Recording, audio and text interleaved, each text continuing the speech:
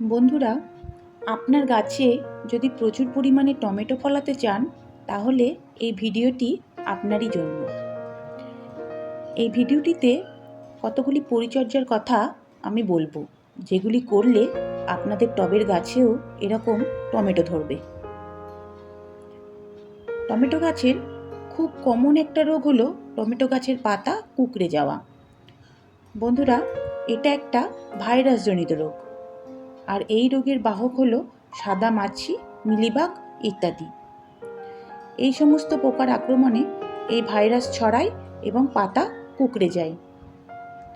তাই লক্ষ্য রাখতে হবে যেন এই পোকাগুলি গাছকে আক্রমণ করতে না পারে।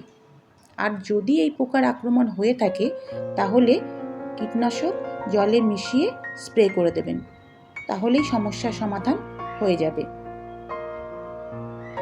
এরপর আসি অধিক ফলন ফলানোর জন্য কি করতে হবে। বন্ধুরা, আমি এই গাছগুলোতে ফুল আসার পর সাফ ফাঙ্গিসাইড 1 লিটার জলে 2 গ্রাম মিশিয়ে 15 দিন অন্তর স্প্রে করেছি। এর ফলে ফুল থেকে ফল হওয়ার পরিমাণ বাড়বে। এবার বলি টমেটো গাছে ফুল আসার পরিমাণ কিভাবে বাড়াবে।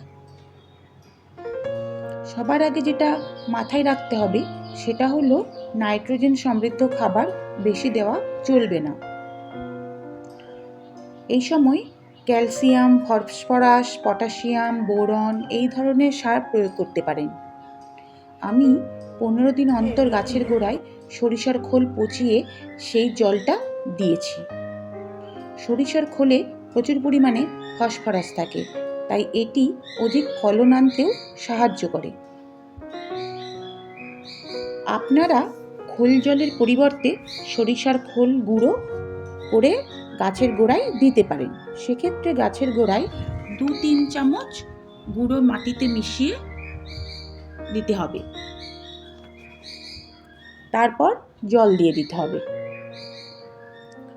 খোল বা খোল জল দেওয়ার আগে অবশ্যই মাটিটাকে ভালো করে শুকিয়ে নিতে হবে।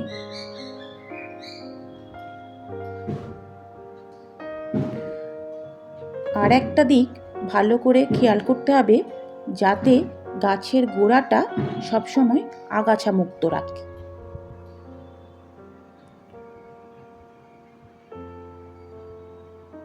ছোট ছোট অনেক আগাছা গাছের গোড়ায় তৈরি হয়, যেগুলো আমি সবসময় পরিষ্কার করে দিই।